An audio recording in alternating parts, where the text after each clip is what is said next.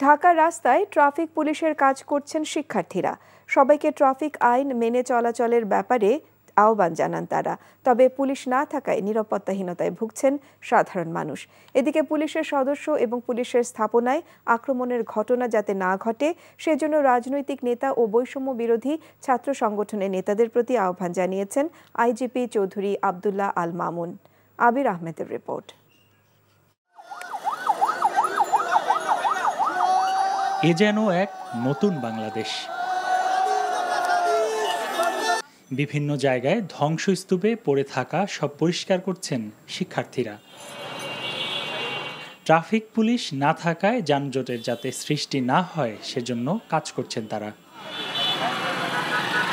শৃঙ্খলা বজায় রাখার জন্য আমরা ট্রাফিক, যেহেতু পুলিশ নাই, সেজন্য আমরা ট্রাফিককে কন্ট্রোল করার চেষ্টা করছি। রাজধানীর মোহাম্মদপুর থানা থেকে শিক্ষার্থীরা কিছু অস্ত্র, tear shell, rubber bullet, gunpowder, পোশাক ও হেলমেট উদ্ধার করে আইন শৃঙ্খলা বাহিনীর কাছে হস্তান্তর করার জন্য সেগুলো পাহারায় রাখেন।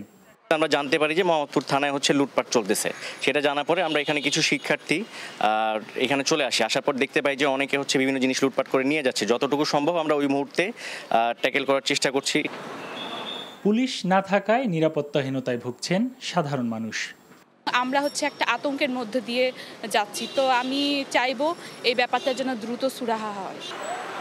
পুলিশ ও পুলিশ স্থাপনায় আক্রমণের ঘটনা যাতে না ঘটে সেজন্য রাজনৈতিক নেতা ও বৈষম্য বিরোধী ছাত্র আন্দোলন নেতাদের প্রতি আহ্বান জানিয়েছেন আইজিপি চৌধুরী আব্দুল্লাহ আল মামুন।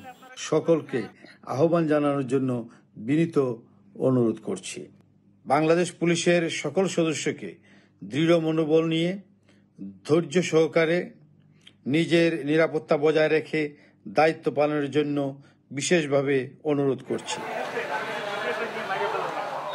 কোটা সংস্কার আন্দোলনকে কেন্দ্র করে সহিংসতা ও নৈরাজ্যে শিক্ষার্থী সহ অনেকের প্রাণ ঝরেছে। অবশেষে দাবিও আদায় হয়েছে। তবে এখন সবথেকে বড় চ্যালেঞ্জ সাধারণ মানুষ ও পুলিশের নিরাপত্তা। তবেই হবে নতুন বাংলাদেশ। আবির আহমেদ, এনটিভি নিউজ, ঢাকা।